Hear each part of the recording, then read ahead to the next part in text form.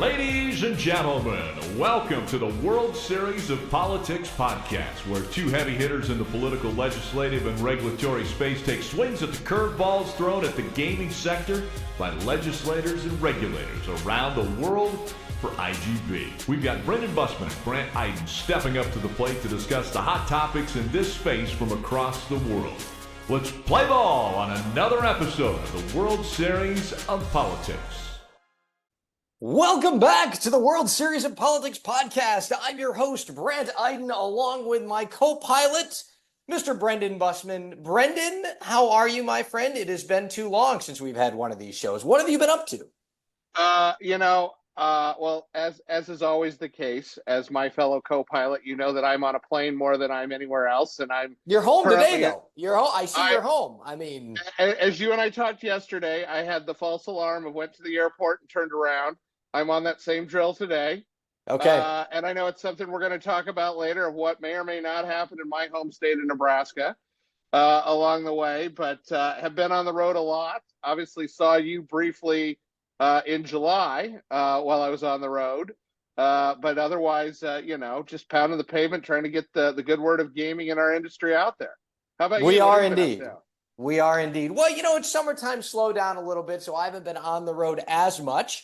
But I know things will pick back up in the fall. And, of course, we have a very busy legislative season upon us. But we've got so many things going on right now in the world. We've got Brazil going on. We've got your home state of Nebraska. I saw some news on Macau the other day. But today we're going to talk about Missouri. We're in the great Midwest. And we have got a wonderful guest, a longtime friend of mine, Stephanie Bell, an attorney from Ellinger Bell, and based out of Missouri, based out of Jeff City, of all places, which I have to admit is probably one of my least favorite cities to lobby in. And please don't take that the wrong way, but that's a tough state capital for me. Stephanie, Brandt, for those in the Midwest, I apologize for interrupting, Stephanie. There's a reason we call it misery. Whoa. North of the Mason-Dixon. Wow. I would never go that far. That's brutal to our guests. I still love all. I have to defend Missouri. Of course, I think we've been voted more than once as the nation's most beautiful state capital. So if folks haven't had an opportunity to visit, I would invite you to come along. You can see the county courthouse out my window. I'm just about a block from there, and it really is a beautiful state capital, and I'd invite everyone to come take a visit. There you go, Brendan. So you just haven't enjoyed the Show Me State enough. So I've only agreed the bookends and in Columbia. So that's it. There you go. All right. Well, let's just jump right in. I mean, obviously, big exciting news today. There's going to be a ballot referendum. We're excited about that. Voters are going to get the opportunity to bet on sports betting in the state of Missouri, the way I like to say it. Right. We're going to go to the ballot. We're going to see what happens. But Stephanie, why don't you start a little bit give the listeners a little bit of background as to how we ended up here, where we are, and what we may see going forward. Sure. There's been a lot of interest in sports betting in Missouri over many years. Obviously, we're surrounded by states who have all adopted and legalized sports betting. And folks in Missouri are just crossing the line and placing those sports bets, essentially.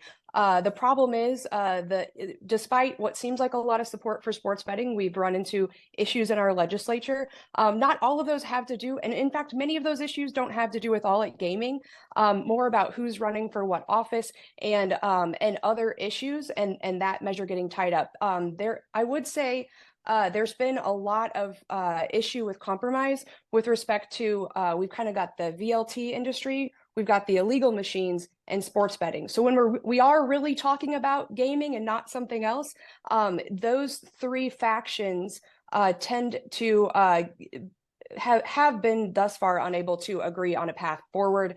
I think so. The folks in favor of sports betting, having banged their head against the wall for many years over at the legislature, have decided to go directly to the people. And in Missouri, the initiative, we're kind of famous, like California, Colorado. We have a very active initiative petition process, and the legislature certainly can refer a measure to the ballot. But in this case, some of the teams got together along with some of the operators, drafted a measure, went through that process, went out and collected signatures and turned in signatures in May. And what we're seeing now is the secretary's certification of those signatures. Obviously, ballot initiatives are never easy because you're limited in what you can and can't do and how you structure it. Maybe talk about how this proposal, deviates a little bit from some of the previous legislative debates. I remember being down in your wonderful state capital of Jefferson City back, in the early days of this going. With your friend, Mr. Hoskins, Senator Hoskins, well, who I know that you've had a lot of conversation with on this issue. You mean the hijacker? I was trying to avoid the Hoskins. I had to bring it up. I had to bait you into that. Okay, keep You going. did it. Keep going. You caught me real quick. That was an easy one. But talk about how this proposal, what it actually would do. So, as the potential for Missourians to go to the ballot, and we can talk about some potential legal challenges still ahead. But what's in this measure that Missourians would be voting on? So in the past, like I said, there was the legislature really tried for some compromises that typically combine some sort of sports betting proposals with something to deal with VLTs and something to tamp down on the illegal machines. This is essentially a pure sports betting measure, and it would authorize the Gaming Commission to go out and issue sports betting licenses. They would come in the two separate forms. You would have essentially a retail sports license, and that would include one for each of the 13 existing gambling boats, and then plus 6 sports districts. And those districts are essentially where our stadiums are, so a location-based sports district. So those sports districts would be allowed to apply for one of those retail sports licenses. On top of that, there would be a mobile license, and there would be the Gaming Commission has reported that they would expect 19 applicants for retail sports wagering licenses. Again, that's the 13 existing licensees plus the 6 sports districts, and they would anticipate that there would be 14 applicants for mobile licenses. The mobile licenses are available again to the boat owners, the existing licensees, but also professional teams or their designees, as well as 2 mobile licenses that are essentially untethered to sports wagering operators. Right. Now that's interesting. So appreciate sort of the clarity on all that, and it will be an interesting question, and I do want to have that discussion with this group. But let's go back to sort of what you mentioned, Brendan, which I think is important. And Stephanie, you said you've seen this in the legal world quite a bit. You think there still could be some potential challenges forthcoming, or there's the let me rephrase that. You don't speculate on that because I'm not going to ask you to do that. You're saying there could be potentially, based upon what's happened previously with ballot initiatives in the past, right? Sort of historically, there's always been challenges with these sorts of things. Historically, there is a lot of ballot litigation in Missouri. And so once the signatures are certified, it opens up another litigation window to sue on the ballot measure over the signatures, or sometimes over the language. And for folks that are familiar with Missouri, in fact, there was a legislatively referred measure from 2022 that the courts just invalidated, in fact, this spring over police funding. And that was over ballot litigation. And then essentially it went back on the ballot for a revote in our primary just this August. And so ballot measure litigation is very active in Missouri. And so and this cycle, we expect this to have 4 initiatives on the ballot. That would be, and this is not the only gaming measure, so that would be an increase to the minimum wage. Like many states, Missouri is expecting an abortion measure to appear on the ballot. And then right now, Missouri is capped with the 13 existing licenses, and there will be a measure on the ballot to essentially allow an additional license at the Ozarks. I was going to bring that up at some point, and I'm glad you did, because I know the Ozarks license has been talked about for, several years. I'd have to go back to see how many, but this is the first time that also has been on the ballot of what that looks like. And remind me, has that gone through the legal challenge off of that? I mean, obviously you mentioned the 4 that are on there. There's a host of states that are also looking at other ballot initiatives, but when does the ballot need to be certified accordingly so that, every challenge has been exhausted and we know, hey, here's the campaign that's going to start on these potential 4 issues? Certainly. So the Missouri has 2 weeks, no excuse absentee, but the actual deadline backs up well before that for military ballots and absentee ballots. And so we're really looking about 10 weeks before the election for that ballot. Now, this litigation, anybody who's running a campaign will go ahead and start that campaign despite any sort of ballot measure litigation. There's not time to essentially get the litigation concluded and then ramp up your campaign. They will really go, once they're certified, that typically kicks off the proponents and opponents campaign. That's going to be an interesting process. I mean, and I don't want to, and I know, Stephanie, you've been working on this differently, so I'm going to probably pose this one to Brendan a little bit, but feel free to chime in, but I don't want to put you on the spot here. Brendan, from the polling that I've seen, this is going to be tough. And as Stephanie just sort of articulated, there's a number of other questions on the ballot. A couple of big ones that I see potentially driving voters to the ballot, just historically speaking, from a political perspective, the abortion question that Stephanie mentioned is just always one that will bring both sides out on that issue. That is always welcome. So I think it's going to be a heavy turnout, would be my guess. And I don't know. I mean, I think this one's going to be tough. Obviously, from an industry perspective, and Fanatics has not been a part of this conversation the way other operators have been. We want to see this get done, but I think it's going to be tough. I don't know. I'm optimistic. I'm hopeful. What are you seeing out there, Brendan? And Stephanie, again, feel free to chime in, but I don't want to put you on the spot. I'll let him go first. I love how you did the pitch out, as opposed to the handoff. That's good. Brandt, you talk about the politics of this, and you're absolutely right. This is a challenging political environment, not just because of what else is on the ballot, but you also have this little thing called the presidential election that continues to be ever changing. I've been reading something about that. There have been a couple articles over the last. Somebody tweeted recently. Yeah, yeah. There's that too. I can say, and I'm going to sound like I'm dating myself here when I say this, but I can't remember more October surprises in July than what we had in the month of July along the way. And I'll borrow the term October surprise because you always wait for that one in a presidential year to say, hey, here's what's coming, here's what's going to happen, so on and so forth. And I still don't know what that is. And I know there's one that exists. What it is, I don't know, but I just know there's always one that comes up somewhere in there. So there's a lot of game to be played, as Stephanie talked about, sort of that 10-week window, from a political process. That's also a hard, condensed window for you to get your message at when you're in a tight race. This becomes a turnout model. This becomes about how do I, identify and get those people out that I know I want out.